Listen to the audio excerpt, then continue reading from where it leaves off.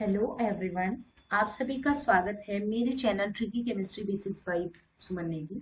तो आज हम पढ़ने जा रहे हैं यूनिट 5 का एक बहुत ही महत्वपूर्ण टॉपिक जिसका नाम है CABE central advisory board of education, केंद्रीय सलाहकारी शिक्षा बोर्ड।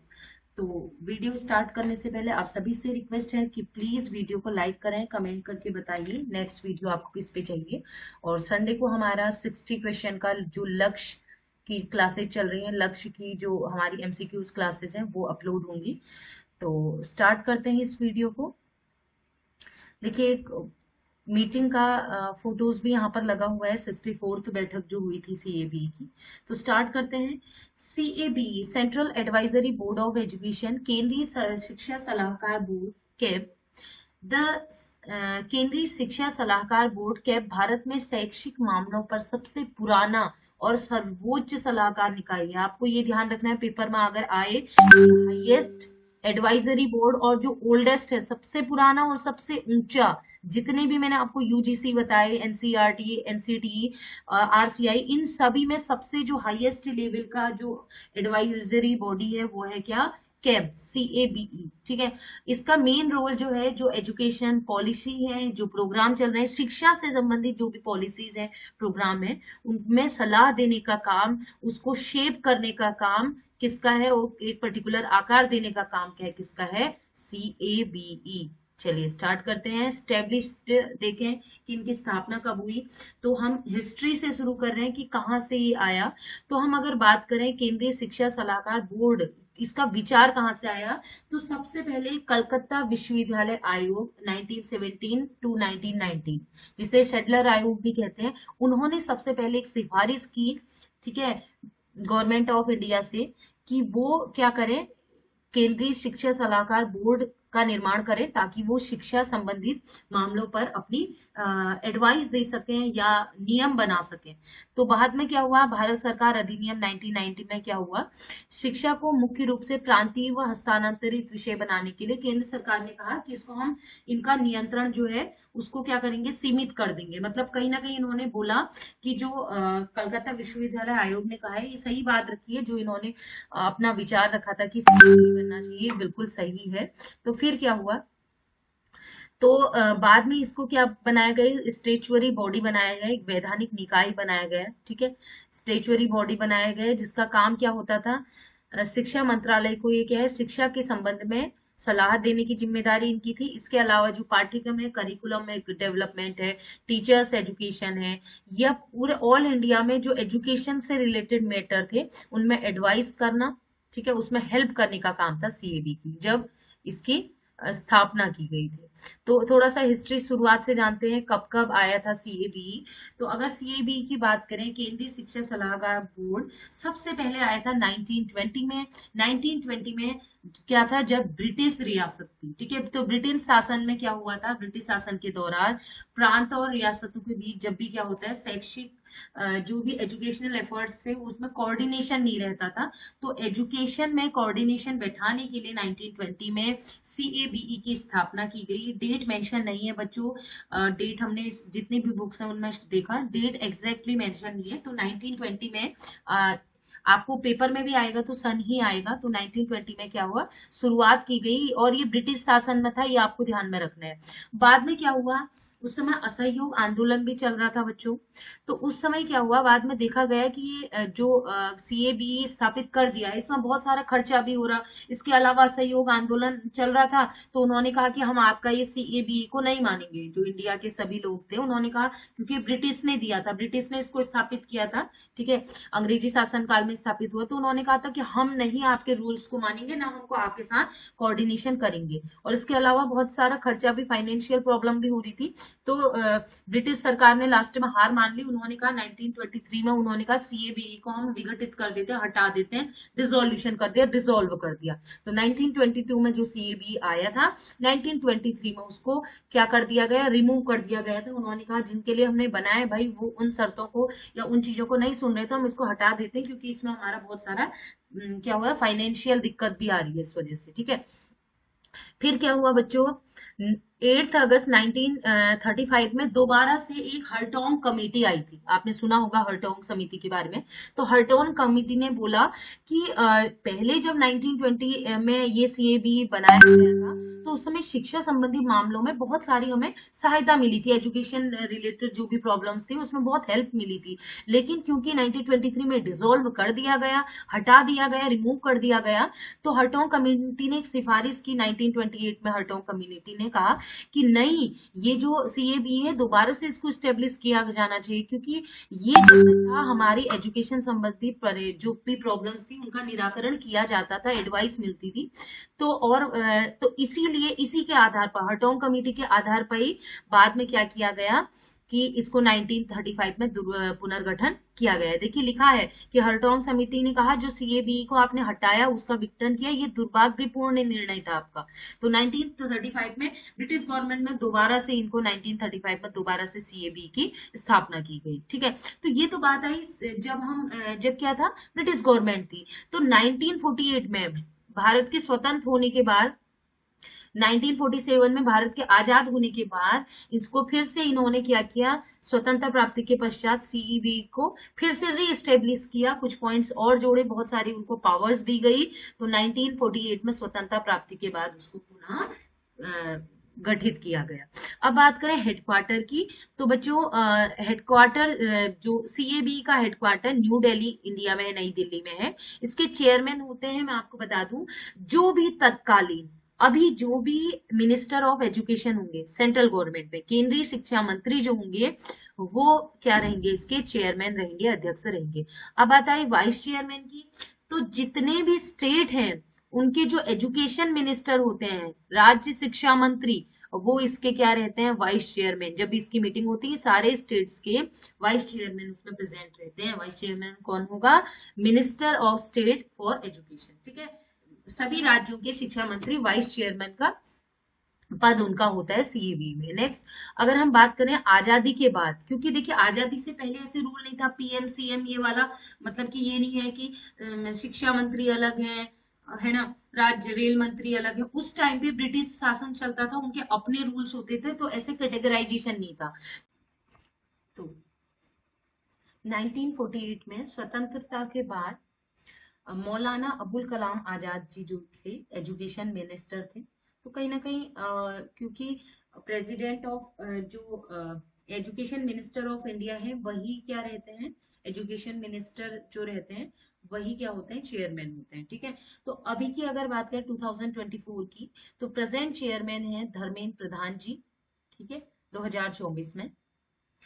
पेरेंट ऑर्गेनाइजेशन की बात करें कि कहाँ से स्टेब्लिश हुआ है, तो इसका पेरेंट ऑर्गेनाइजेशन है मिनिस्ट्री ऑफ एजुकेशन, उसी के द्वारा स्टेब्लिश किया गया है गवर्नमेंट ऑफ इंडिया। ठीक है, केंद्रीय जो है मिनिस्ट्री ऑफ एजुकेशन, शिक्षा मंत्रालय द्वारा इसकी नींव रखी गई है, इसका मूल संगठन है। फाइनेंशियल सपोर्ट कौन प्रोवाइड करता है सीएबी को, तो सीएबी को वित्तीय सहायता शिक्षा मंत्रालय, ministry of education, government of India करती है। अब बात करते हैं स्ट्रक्चर की, तो स्ट्रक्चर ऑफ सीएबी मींस इसकी संरचना क्या है, तो आपको पता है कि एक तो इसमें रहेंगे मिनिस्ट्री ऑफ एजुकेशन में चेयरमैन, इसके अलावा वाइस चेयरमैन रहते हैं जो सभी स्टेट के जो एजुकेशन मिनिस्टर होते हैं। ठीक है, राज्य शिक्षा राज्य मंत्री, तो वो क्या रहेंगे, वाइस चेयरमैन रहेंगे। ठीक है, इसके अलावा मेंबर्स की अगर बात करें तो सीएबी जो कंप्लीट सीएबी है एडवाइजरी बोर्ड, इस पूरे में कम से कम 50 सदस्य इसमें होते ही होते हैं, 100 से 150 तक भी जाती है संख्या। ठीक है, एग्जैक्ट नंबर नहीं है लेकिन मिनिमम 50 रहते ही रहते हैं। तो जैसे इसमें क्या रहता है, एक तो मैंने बता दिया इसके जो मेंबर हैं, चेयरमैन को छोड़ के बाकी हम इनको मेंबर मान रहे हैं। तो जैसे इसमें स्टेट एजुकेशन मिनिस्टर होते हैं, इसके अलावा मेंबर ऑफ पार्लियामेंट, ठीक है, संसद के भी सदस्य होते हैं, डिस्टिंग्विश्ड एजुकेशनिस्ट, मतलब जो शिक्षाविद होते हैं प्रतिष्ठित, उनको इनमें रखा जाता है। इसके अलावा अलग अलग इंडस्ट्रीज के रिप्रेजेंटेटिव भी होते हैं, क्योंकि देखिए ऐसे ना एजुकेशन है तो एजुकेशन में केवल ये नहीं है कि उसमें शिक्षा से संबंधित, क्योंकि इंडस्ट्रियल जो मिनिस्ट्रीज होते हैं वो भी सलाह देते हैं कि हम कैसे उसको बेहतर कर सकते हैं।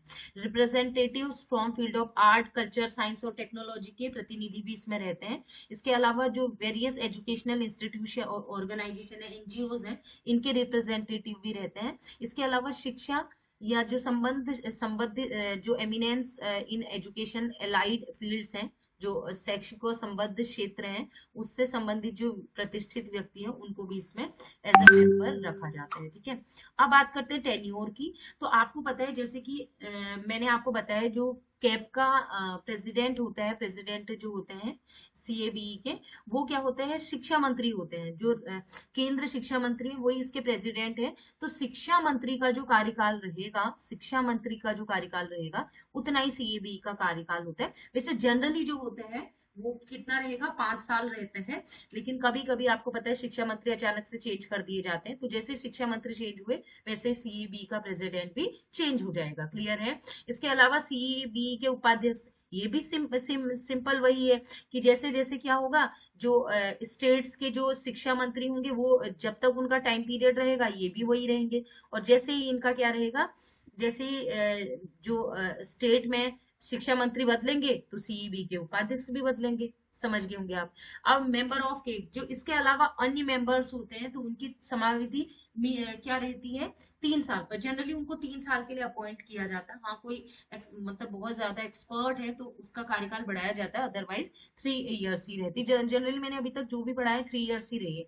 Appointment of chairman. ठीक है, चेयरमैन की नियुक्ति कौन करता है, तो भारत सरकार की ही शिक्षा मंत्री जो है भारत सरकार द्वारा ही पद है। ठीक है, तो कैब के अध्यक्ष की नियुक्ति भी भारत सरकार द्वारा ही की जाती है, शिक्षा मंत्री के रूप में की जाती है। ठीक है, ऑब्जेक्टिव्स ऑफ सीएबीई का उद्देश्य क्यों है, क्यों बना है। ठीक है, पहला, ये विभिन्न राज्य और शैक्षणिक संस्थानों के बीच जो आइडियाज हैं, एक्सपीरियंसेस हैं, उनका एक्सचेंज करने के लिए क्या करता है, एक मंच प्रोवाइड कराता है। इसीलिए मैंने कहा था इसमें रिप्रेजेंटेटिव होते हैं, एजुकेशन है, इंस्टीट्यूशन है, बहुत सारे उनके मेंबर्स भी रहते हैं। तो अपने क्या करते हैं, विचारों का आदान प्रदान के लिए एक मंच, कि वहां वो कहाँ अपनी बात रखेंगे, तो वो कैब के सामने अपनी बात रखेंगे। इसके अलावा है पूरे देश में, पूरी इंडिया में जो एजुकेशन से रिलेटेड जो स्टैंडर्ड है उनको सुनिश्चित करेगा, यूनिफॉर्मिटी होनी चाहिए, इसको इंश्योर करता है। इसके अलावा सभी स्तरों पर, सभी स्तर मतलब सोचिए 1 से लेके 12 तक का ही नहीं है ये स्कूल से लेके, स्कूल के लिए नहीं है, ये टेक्निकल एजुकेशन के लिए भी है, ये डिग्री कॉलेजेस के लिए भी, हायर एजुकेशन और जो लोअर एजुकेशन जो रहती है हमारे स्कूल तक और उससे ज्यादा हायर एजुकेशन, सभी पर, शिक्षा के सभी स्तर पर ये क्या करता है, एक तो पॉलिसीज बनाएगा और उनमें एडवाइस देने का काम करता है। तो इसके अलावा क्या है, जो मॉडर्नाइजेशन, जो आजकल की जरूरतें हैं, भविष्य को देखते हुए जो शैक्षिक प्रणाली है, ठीक है, डाइवर्सिफिकेशन ये करता है, मतलब भविष्य में जो जरूरतें होनी है, वर्तमान में जो जरूरतें होनी है, तो समय समय पर उनको क्या है, नीड के अनुसार एजुकेशन में चेंजेस लाने का काम और उसको एडवाइस करने का काम क्या करता है सीएबी। ठीक है, ये तो था उद्देश्य। अब बात करते हैं फंक्शन की, सीएबी के फंक्शन क्या है। तो reviewing progress and education in the country, मतलब देश में शिक्षा की प्रगति की समीक्षा करना। क्लियरली शिक्षा के लिए ही स्टेब्लिश किया गया है, तो ये भी ये चेक करेंगे कि इनके क्या है, जिसमें इनका यूजीसी है या एनसीटीई है, वो जो भी डेटा इकट्ठा कर रहा है वो सीईबी तक पहुंचाएगा। ठीक है, ताकि वो एसेस करेंगे, ये देखेंगे, समीक्षा करेंगे कि ये प्रोग्रेस हो रही है या नहीं हो रही है। ठीक है, advising the central and state government on policy issue in education, शिक्षा से संबंधित जो मामले होते हैं, नीतिगत मामले होते हैं, उनमें सेंट्रल गवर्नमेंट और स्टेट गवर्नमेंट दोनों को सलाह देने का काम। ये क्वेश्चन किसी में मैंने देखा था कि वो किसको सलाह देता है, वो सेंट्रल गवर्नमेंट को भी सलाह देता है और राज्य सरकार को भी सलाह देता है। क्योंकि अभी तक हम जो देख रहे थे सभी के रीजनल सेंटर थे, लेकिन इसका मेन हेडक्वार्टर, इसकी कोई रीजनल सेंटर नहीं है। अगर किसी स्टेट ने भी कांटेक्ट करना है कोई एडवाइस के लिए तो डायरेक्ट कैब से सीएबी न्यू दिल्ली से कांटेक्ट करेंगे, इसकी कोई रीजनल सेंटर नहीं है। नेक्स्ट है promoting coordination and cooperation between central and state government, ये तो मैंने कह दिया, केंद्र सरकार और राज्य सरकार के बीच क्या है, कोऑर्डिनेशन भी बैठाएगा और सलाह भी देगा। नेक्स्ट है शैक्षणिक नीतियों को क्रियान्वयन में सहायता करना, जो भी एजुकेशन पॉलिसी आएंगी, जैसे नई शिक्षा नीति आई थी उसको इम्प्लीमेंट करने में भी हेल्प करेगा और एडवाइस भी करेगा। ठीक है, कहीं पर कुछ इंप्रूवमेंट करना होगा, कोई इशू है, कोई प्रॉब्लम्स हैं, तो उनमें भी क्या होगा, ऐसे जो प्रॉब्लम्स हैं ठीक है, उनको भी रिफॉर्म करने का काम, उसमें सुधार करने का काम और उससे संबंधित जो नीतियां हैं वो बनाने का काम भी क्या करेगा, सीएबी करेगा।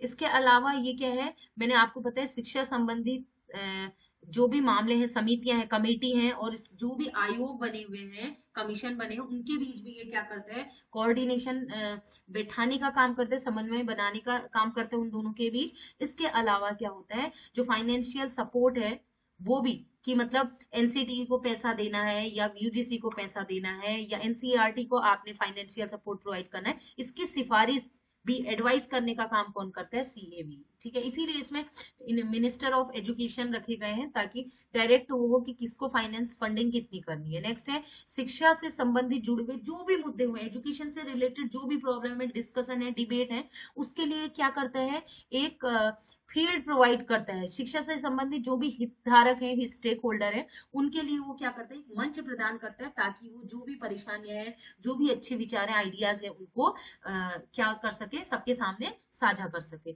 आपको पता है आरटीई, राइट टू एजुकेशन, इसके अलावा अभी नेशनल एजुकेशन पॉलिसीज आई हैं, उन सभी में सलाह देने का काम किसने किया है, सीएबी। इसके अलावा एनसीटीई है, विश्वविद्यालय अनुदान आयोग है, यूजीसी, इनकी भी समीक्षा करता है। ठीक है, और सिफारिश क्या उनको चाहिए उसका भी एडवाइस करने का काम कौन करता है, सीएबी। तो आप सोचिए इन सभी से सबसे ऊपर है सीएबी। ठीक है, इसके अलावा आपको पता है बीच में सर्व शिक्षा अभियान था, राष्ट्रीय माध्यमिक शिक्षा अभियान था, समग्र शिक्षा अभियान था। इन सभी का क्रियान्वयन कैसे होगा, क्या क्या नई नई कार्यक्रम हम कर सकते हैं, इसके लिए भी क्या है, गाइडलाइन कौन प्रोवाइड कराता है, सीएबी। तो आप समझ गए होंगे सीएबी अपने में बहुत कुछ है। अब अभी की अगर बात करें रिसेंट इनिशिएटिव क्या है इनके, तो आप जानते हैं एनईपी 2020 आए हुए हैं, नई शिक्षा नीति 2020 आया है।